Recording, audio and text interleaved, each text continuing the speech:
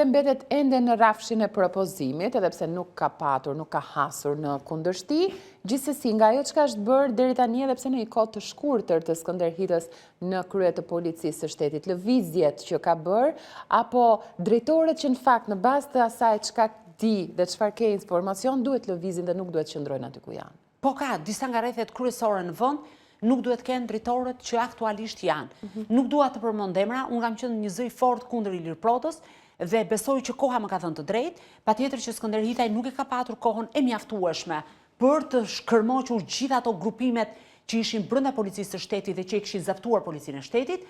Mendoj që ai duhet ta bëjë me dorë të hekur dhe ta kthejë policinë e shtetit në shinat e veta dhe të jetë në shërbim qytetarëve, por patjetër disa drejtorë nuk mund të qëndrojnë në qarqe që janë dhe sidomos në qarqe problematike.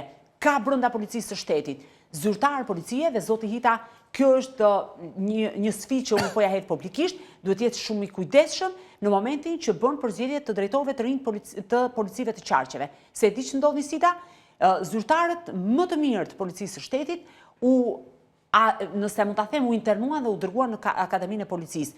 Nuk e ka luksin policia e shtetit që një grup zyrtarësh të mirë të rinë atje, nëse mund ta themi lojtar kalibri, por në stola rezervë. Pra do thotë që zoti Hitaj duhet jetë shumë i vëmendshëm dhe duhet jetë njëri i qartë dhe i prerë dhe të mbetet larg klaneve, interesave personale apo klienteliste dhe të zgjedh një ekip i cili më shumë se sa i shërben një gjë e caktuar, i shërben opinionit publik shqiptar.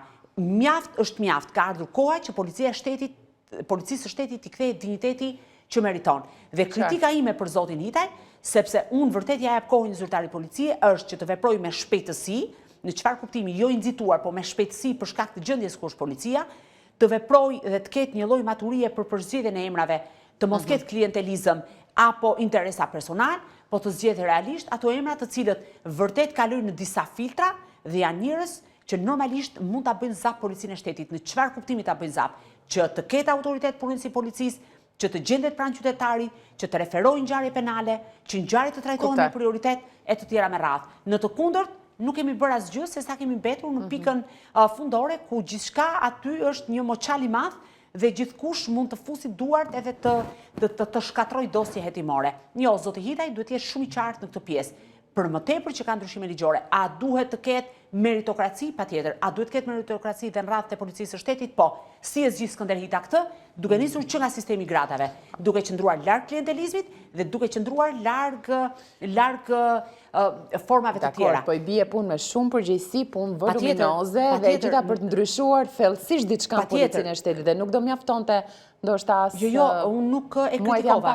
Po jo, e di, madje e ke mbështetur. Por i kam dhënë kohën. Nuk është mbështetje, i kam dhënë kohën që zoti Hitaj të ketë mundësinë të bëjë përmirësime. Nëse unë do gjej momente që do ta kritikoj, patjetër që do ta bëj, sepse për shembull zoti Hitaj disa komisariate i ka jashtë kontrollit të vet. Dhe në Kamës për shembull, disa ditë më parë një zyrtar i policisë u rrah në mënyrë skandaloze nga njerëz të Ervi Islamit dhe u mbulua. Dhe në policinë e Tiranës, që normalisht duhet të ishte informuar drejtori i policisë Tiranës, nuk ishte ndodhur një gjë e tillë. Çfarë dua të them me këtë? Sepse nuk funksionojnë. Dhe prandaj zoti Hitaj duhet të ketë dorë të fortë dhe të hekur në mënyrën se si do ta administrojë gjithë policinë e shtetit. Është shumë herët për ta thënë, është shumë herët për ta thënë, ka bërë disa ndryshime të cilat unë i kam vlerësuar. Shefi i operacionales nuk është një emërim i keq, është një emërim që në këndvështrimin tim ishte i domosdoshëm, sepse është gjetur një emër që nuk ka patur, e kam thënë më herët, perceptim për korrupsion, ka patur disa lëvizje në qarkun e Durrësit dhe ka patur disa emra janë përfolur shumë me lidhje me krimin organizuar dhe është një lëvizje e mirë që ai ka bërë, megjithatë është shumë shpejt për thënë sepse ka shumë qarqe që mbeten problematike. Është qartë.